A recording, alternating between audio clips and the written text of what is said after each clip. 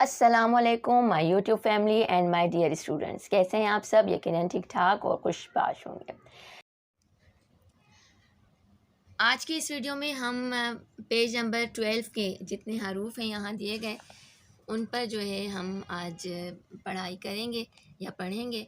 तो यहाँ जो इस सफ़े पर जो पहला हर्फ है वो है लाम। अच्छा, इस सफ़े पे तमाम हरूफ जो हैं आसान है, सिर्फ एक ये जो हर्फ है ढूंढ, ये थोड़ा सा आप लोगों को पढ़ने में वो करेगा, मगर इंशाल्लाह वो भी आप पढ़ लेंगे। तो ये लाम आप उर्दू में भी पढ़ते हैं, मीम भी उर्दू में पढ़ते हैं, नून भी पढ़ते हैं, एज़ इट इज़ वैसे ही है। सिर्फ मीम की जो लिखने की जो शक्ल है वो थोड़ी सी मुख्तलिफ है। अरबी की तरह लिखा जाता है लिटा कर, और जबकि हम उर्दू में जो है यूँ खड़ा मीम लिखते हैं। तो चलें शुरू करते हैं आज की वीडियो। लाम लिफाफो, लाम लीमू, लाम लकड़। लाम लिफाफो, लाम लीमू, लाम लकड़। लिफाफो पता है आपको, लिफाफे को कहा जाता है। लीमू पता है, लेमन को कहते हैं या लीमू को। और लकड़ कहते हैं लाठी को। ठीक है, लकड़ लाठी को कहते हैं। मीम अरबी में इस तरह से लिखते हैं, सिंधी में भी इस तरह से लिखते हैं। यकीनन याद हो जाएगा, लिटा कर आपको मीम याद हो जाएगा इस तरह से।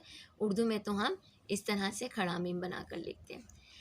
मीम मस्जिद, मीम मोर, मीम मस, मस कहते हैं इंक को। मीम मस्जिद, मीम मोर, मीम मस। नून, नून नमाज, नून नौकर, नून नर्स। नून नमाज, नून नौकर, नून नर्स। नमाज को नमाज कहते हैं नून से नौकर, और नर्स को नर्स कहते हैं। ऋण वर्ण, ऋण का इसका जो साउंड है, ये जो नून की तरह बना हुआ है, इसके पेट में जो तुआ बना हुआ है, इसका साउंड है ऋण। ऋण उर्दू में अगर आप इसका साउंड लिखना चाहें तो रे वाओ नून और डे करके लिखिएगा ऋण। ठीक है, ऋण वर्ण, ऋण कणक, ऋण राणी। ऋण भी हमेशा जो है कोई इससे वर्ड शुरू नहीं होता, हमेशा ये दरमियान में आता है। ठीक है, बीच में आता है ये वर्ड, कभी भी इससे कोई वर्ड शुरू नहीं होता। ऋण वर्ण, वर्ण कहते हैं दरख्त को। ऋण कणक, कणक कहते हैं गंदुम को। ऋण राणी, राणी कहते हैं रानी को।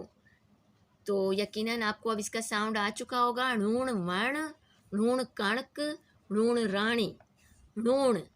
ठीक, आज जो हमारे पास पेज नंबर 12 पर जो जुमला दिया गया है वो है मस्जिद अल्लाह जो घर आहे।